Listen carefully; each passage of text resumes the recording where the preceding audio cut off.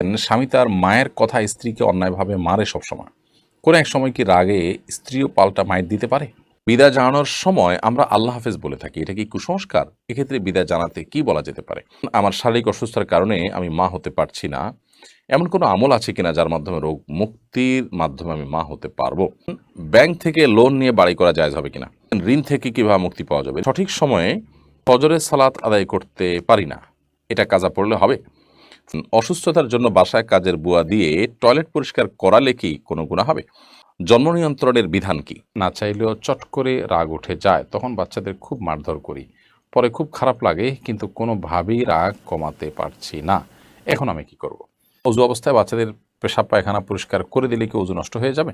আমরা সবাই জানি মেয়েদের ব্রু প্লাক করা হারাম, কিন্তু আমার সমস্যা হচ্ছে আমার ব্রু অনেক বেশি ঘন, এতে আমাকে দেখতে অনেক বাজে লাগে। এখন এই সমস্যার কারণে আমি অনেক হীনমন্যতায় ভুগছি, আমি কি ব্রু প্লাক করতে পারবো? ঘুমের সময় কপালে হাত দিয়ে ঘুমালে নাকি সমস্যা হয়, এটা সম্পর্কে জানতে চাই। নামাজের সময় হয়ে গেলে আজান না হলেও কি নামাজ আদায় করা যাবে কিনা? মসজিদে বা কোনো জায়গায় কোন লোক যদি নামাজরত থাকেন, তার কতটুকু সামনে দিয়ে যাওয়া উচিত? আমাদের পাশের গ্রামের একটা ছেলে আত্মহত্যা করেছে, এলাকাবাসী বলে তাকে জানাজা দেওয়া যাবে না এবং কাঁধে নেওয়া যাবে না, বিষয়ে ইসলাম কি বলে? চলুন তাহলে আর বিলম্ব না করে আপনাদের প্রশ্নের উত্তর আলোকিত ভবনে আমরা প্রবেশ করি। সাইফুর রহমান আপনি লিখেছেন, বিদায় জানানোর সময় আমরা আল্লাহ হাফেজ বলে থাকি, এটা কি কুসংস্কার? এক্ষেত্রে বিদায় জানাতে কি বলা যেতে পারে? বিদায় জানানোর সময় আমরা আল্লাহ হাফেজ বলি, অনেকে আল্লাহ হাফেজ বলি, অনেকে ফি আমানিল্লাহ বলি। আল্লাহ হাফেজ মানে আল্লাহ সংরক্ষণকারী, ফি আমানিল্লাহ মানে আল্লাহর নিরাপত্তা তুমি আছো, কোনো অসুবিধা নেই এগুলো বলাতে। তবে সুন্নাহ না এগুলো বলা জায়েজ, জাস্ট এটুকু। এগুলোকে সুন্নাহ মনে করা ভুল। সুন্নাহ হলো কাউকে বিদায়ের সময় আস্তাউদিআল্লাহ বলা। সংক্ষেপে যদি বলতে চান তাহলে শুধু আস্তাউদিআল্লাহ, অর্থাৎ তোমাকে আল্লাহ তাআলার হেফাজতে আমি অর্পণ করলাম। আবার আপনি যদি এটাকে পুরো দোয়াটা পড়তে চান তাহলে আস্তাউদিআল্লাহ দীনাকুম ওয়া আমানাতাকুম ওয়া খাওয়াতিম আমালিকুম, অর্থাৎ তোমার দিন এবং তোমার ইমানকে আমি আল্লাহর উপরে অর্পণ করলাম। তুমি সফরে বের হচ্ছ বা বিদায় নিচ্ছ, চলে যাচ্ছ, আল্লাহ যেন তোমাকে তোমার ইমান, তোমার দিনকে হেফাজত করে এবং তোমার শেষ পরিণতি যেন ভালো হয়। ইমানদার সবসময় আখিরাত রিলেটেড বিষয়গুলোকে নিয়ে ভাববে, কারণ সেটাই তার জীবনের আসল পাঠ। বিধায় সেই জায়গা থেকে আপনি ওই পুরো দোয়াটা পড়বেন, আস্তাউদিআল্লাহ দীনাকুম ওয়া আমানাতাকুম, তোমার দিন এবং তোমার আমানতকে আল্লাহ তাআলা হেফাজত করুক, ওয়া খাওয়াতিম আমালিকুম, এবং তোমার আমলকে আল্লাহ তাআলা বা তোমাদের আমলকে আল্লাহ তাআলা হেফাজত করুক। আর যদি পুরো দোয়া মুখস্থ না থাকে, শুধু আস্তাউদিআল্লাহ বললেন। বাকি ফি আমানিল্লাহ বা আল্লাহ হাফেজ, এটাতে ওই দোয়ার মর্ম আসে, আল্লাহ হেফাজত করুক, আল্লাহ নিরাপত্তায় তোমাকে দিলাম, ওই দোয়ারই মর্মটা চলে আসে। নিশাত আপনি লিখেছেন, আমার শারীরিক অসুস্থতার কারণে আমি মা হতে পারছি না, এমন কোনো আমল আছে কিনা যার মাধ্যমে রোগ মুক্তির মাধ্যমে আমি মা হতে পারবো? দেখুন বোন, সব অসম্ভবকে সম্ভব করার জন্য আল্লাহর রাব্বুল কাছে কায় মনোবাক্যে চোখের পানি ফেলে দোয়া করতে থাকা উচিত অনবরত। বিশেষ করে দোয়া কবুলের সময়গুলোতে, ৫ ওয়াক্ত সালাতের পর, আসরের পর, তাহাজ্জুদের সময়, আরও বৃষ্টির সময় দোয়া কবুল হয়, এরকম দোয়া কবুলের জায়গাগুলোতে বিশেষভাবে দোয়া কবুলের ব্যাপারে সচেষ্ট থাকা উচিত। এর বাইরে আল্লাহর কাছে সাদাকা করা, দুরুদ এবং ইস্তেগফারের আমল করা, দোয়া ইউনুস করা, এবং ইব্রাহিম আলাইহিসসালাম এবং জাকারিয়া আলাইহিসসালাম দুজন নবী আল্লাহ তাআলার বার্ধক্য বয়সে আল্লাহ তাআলার কাছে সন্তান পেয়েছেন যে দোয়া করে, সেই দোয়াগুলো আপনি করতে পারেন। রব্বি হাবলি মিনাস সালিহিন, রব্বি লা তাদারনি ফারদা ওয়া আনতা খায়রুল ওয়ারিসিন, এই দোয়াগুলো আপনি পড়তে পারেন এবং আল্লাহ তাআলার কাছে আপনি পরিপূর্ণ মনোনিবেশ করবেন। কিন্তু আপনার মানসিকভাবে প্রস্তুতি থাকা উচিত, যদি আল্লাহ তাআলা আমাকে সন্তান না দেন তাহলে এর মধ্যে আমার কল্যাণ আছে এবং সেটাকে আমি মেনে নিব মানসিকভাবে, সেই সদিচ্ছা আপনার থাকতে হবে। আল্লাহ তাআলা আপনার প্রতি রহম করুক, আমরা দোয়া করছি। ফয়সাল আহমেদ আপনি লিখেছেন, ব্যাংক থেকে লোন নিয়ে বাড়ি করা জায়েজ হবে কিনা? ব্যাংক থেকে লোন নিয়ে যদি বাড়ি করেন তাহলে সেক্ষেত্রে সুদি লোন নিয়ে বাড়ি করলে সেটি অবশ্যই হারাম হবে।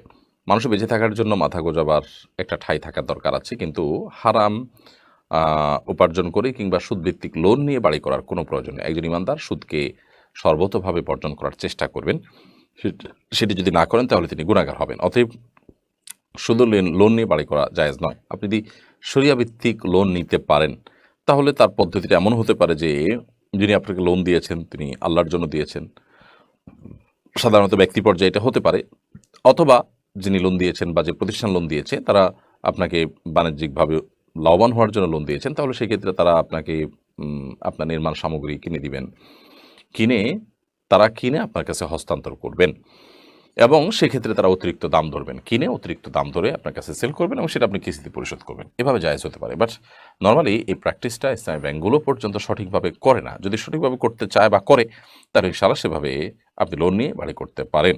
এইচএম রজব আলী এআইডি থেকে আপনি লিখেছেন, ঋণ থেকে কীভাবে মুক্তি পাওয়া যাবে? ঋণ থেকে মুক্তি পাওয়ার জন্য প্রথমত সিরিয়াসনেস থাকা উচিত।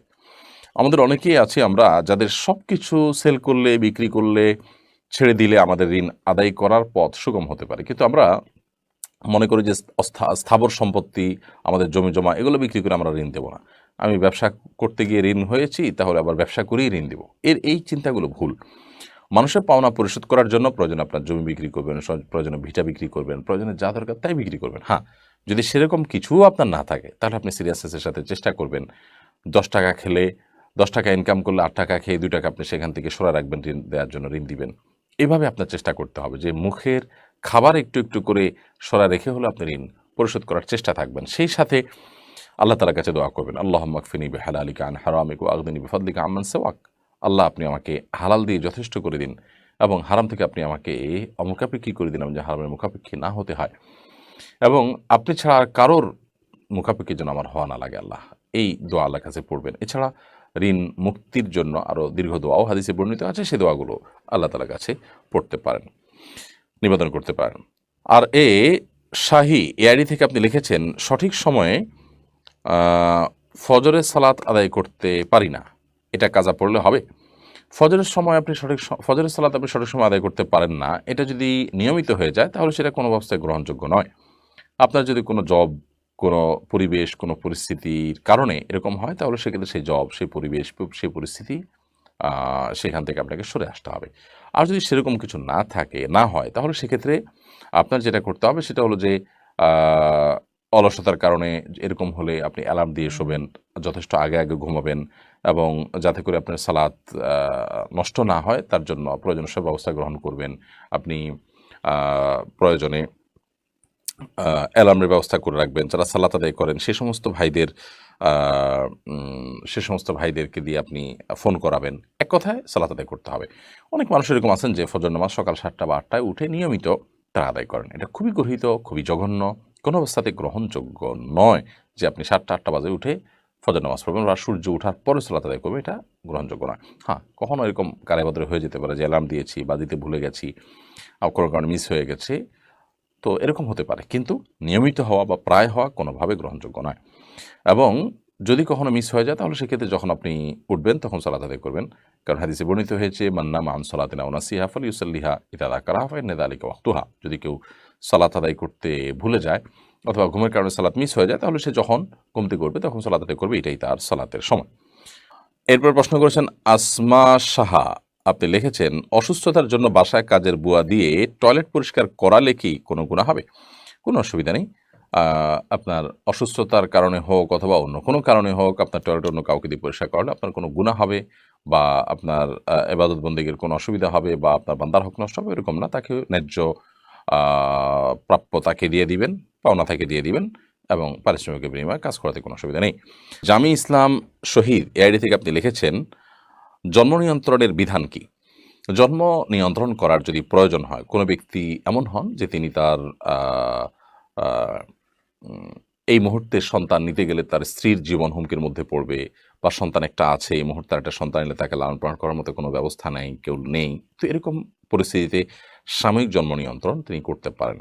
সে সাময়িক জন্ম নিয়ন্ত্রণটা 2-4 বছরের জন্য হতে পারে, 10 বছরের জন্য হতে পারে, আর লম্বা সময়ের জন্য হতে পারে, কিন্তু স্থায়ী জন্ম নিয়ন্ত্রণ করা জায়েজ নাই। আর দ্বিতীয়ত, কি খাওয়াবো, উপার্জন কম, বেতন কম, চাকরি নাই, এই মুহূর্তে সন্তান হলে বিপদে পড়বো, এরকম চিন্তা থেকে জন্ম নিয়ন্ত্রণ করলে সেটাও জায়েজ নেই, কারণ প্রত্যেকটা প্রাণীর রিজিকের দায়িত্ব আল্লাহ তাআলা নিয়েছেন। রিজিকের চিন্তায়, ছোট চিন্তায়, নিচু চিন্তায় জন্ম নিয়ন্ত্রণ করবার সুযোগ ইসলামের শরীয়তের দৃষ্টিকোণ থেকে নেই। MK জার্মানি আইডি থেকে আপনি লিখেছেন, ইসলামী ব্যাংক থেকে হাউস লোন নিয়ে কি বাড়ি করা যাবে? যদিও ইসলামী ব্যাংকগুলো ইসলামী ব্যাংকিংয়ের কথা বলে, কিন্তু সেখানে আমরা জানি যে নানা রকমের সীমাবদ্ধতা থাকে, নানা রকমের ত্রুটি থাকে, সেজন্য এগুলো অ্যাভয়েড করতে পারলে ভালো। যদি আপনি অ্যাভয়েড না করেন, তাহলে সেক্ষেত্রে হাউস লোনের যে শরিয়া স্বীকৃত পদ্ধতি, সেটাই যেন অ্যাপ্লাই হয়, সে যেন ইমপ্লিমেন্ট হয়, সেটা যেন বাস্তবায়ন হয়, সেটি আপনি নিশ্চিত হওয়ার চেষ্টা করবেন, এবং অফিসাররা যেন হুবহু ওইটাই যেন করেন, যেভাবে করলে শরিয়া সিদ্ধ হবে, সেটি আপনি নিশ্চিত করে আপনি করতে পারেন। জাফরিন সুলতান আপনি রেখেছেন, না চাইলেও চট করে রাগ উঠে যায়, তখন বাচ্চাদের খুব মারধর করি, পরে খুব খারাপ লাগে, কিন্তু কোনোভাবেই রাগ কমাতে পারছি না, এখন আমি কি করব? দেখুন, বাচ্চাদেরকে মারধর করা, আপনি খুব মারধর করেন, এটা খুবই অন্যায় কাজ। কারণ বাচ্চাদেরকে মারধর করবার সুযোগ কিন্তু নেই।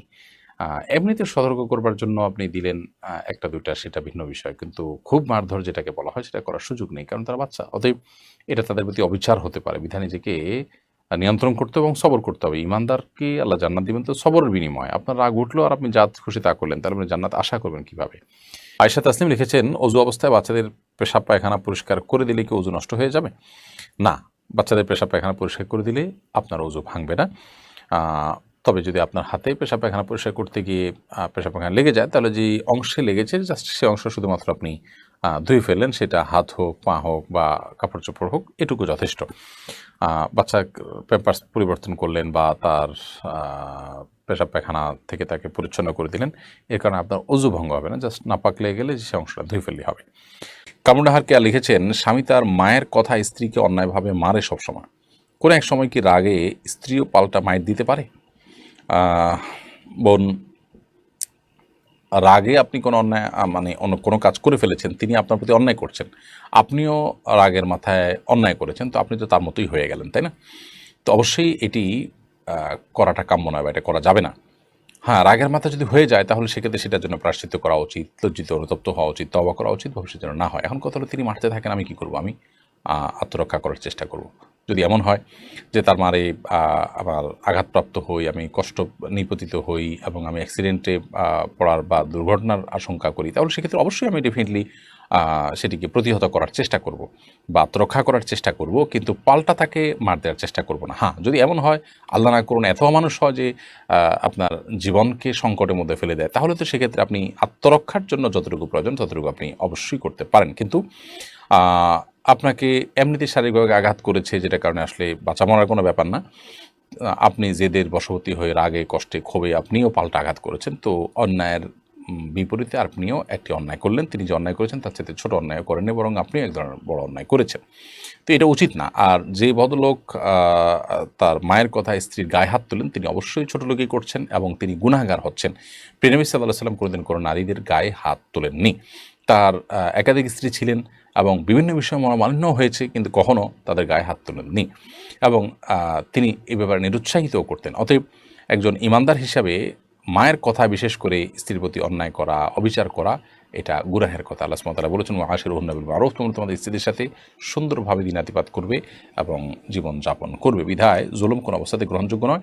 আপনি সবর করুন বোন, এই সমস্যা আপনার চিরকাল থাকবে না ইনশাআল্লাহ। সংসার ভারী হবে, একটা সময় সন্তান সন্ততি বড় হবে, আপনার সমস্যার সমাধানের পথ আপনি খুঁজে পাবেন। আল্লাহ আপনাকে সবরের তৌফিক দান করুন এবং আপনার স্বামীকে আল্লাহ তাআলা হেদায়েত দান করুন। আব্দুল হাকিম লিখেছেন, ঘুমের সময় কপালে হাত দিয়ে ঘুমালে নাকি সমস্যা হয়, এটা সম্পর্কে জানতে চাই সে। না, ঘুমের সময় কপালে হাত দিয়ে ঘুমালে কোনো সমস্যা হয় এরকম কোনো কথা সঠিক নয়। আমরা অনেকে মনে করি যে কপালে হাত দিয়ে ঘুমালে বোধহয় তার দুঃখ দুর্গতি আসে, ইত্যাদি ইত্যাদি। এগুলো আমাদের নিছক ধারণা এবং ধারণা প্রসূত কথা। এগুলোর কোনো ভিত্তি কোনো হাদিস দ্বারা প্রমাণিত নয়। বিধায় মাথায় বা কপালে কেউ হাত দিয়ে যদি ঘুমাতে চান, সেটি তার জন্য জায়েজ, এটি নাজায়েজ বা নিষিদ্ধ কোনো বিষয় নয়। আদি বিআইডি থেকে আপনি লিখেছেন, নামাজের সময় হয়ে গেলে আজান না হলেও কি নামাজ আদায় করা যাবে কিনা? যাবে। আজান না হলেও ওয়াক্ত যদি হয়ে যায় তাহলে আপনি নামাজ পড়তে পারেন। নীরব শাকিল আপনি লিখেছেন আইডি থেকে, আমাদের পাশের গ্রামের একটা ছেলে আত্মহত্যা করেছে। এলাকাবাসী বলে তাকে জানাজা দেওয়া যাবে না এবং কাঁধে নেওয়া যাবে না। এ বিষয়ে ইসলাম কি বলে? এটি ভুল ধারণা যে জানাজা দেওয়া যাবে না আত্মহত্যাকারী ব্যক্তিকে, বরং আত্মহত্যাকারী ব্যক্তির জানাজা দিতে হবে তিনি যদি মুসলমান থেকে থাকেন। তবে তার জানাজা এলাকার ইমাম সাহেব না পড়িয়ে মুয়াজ্জিন সাহেব পড়বেন, মান্যগণ্য ব্যক্তিরা পড়বেন না। এটা আত্মহত্যার পরে মানুষকে নিরুৎসাহিত করবার প্রয়োজন। নবী সাল্লাল্লাহু আলাইহি ওয়াসাল্লামের সময় আত্মহত্যাকারী ব্যক্তির জানাজা তিনি পড়েননি, তবে জানাজা পড়তে অন্যদেরকে নির্দেশ করেছেন। অতএব আত্মহত্যাকারী ব্যক্তির জানাজা পড়া যাবে, তার জন্য দোয়া করা যাবে। আমরা অনেকে তাকে ঘৃণা করি এবং নিশ্চয়ই তার কর্মটা ঘৃণা করার মতো, তিনি অন্যায় কাজ করেছেন, কিন্তু তাই বলে তার জন্য দোয়া করা যাবে না এরকম না, বরং তার জন্য তো আরও বেশি করতে হবে। কারণ লোকটা অন্যায় করে গেছেন, আল্লাহ যেন তাকে মাফ করেন, আমি কি সেটা চাই না? আল্লাহর বান্দা, ঈমানদার ছিলেন, ভুল করেছেন, আমি অবশ্যই আল্লাহর কাছে তার জন্য মাফ চাইব এবং দোয়া করব।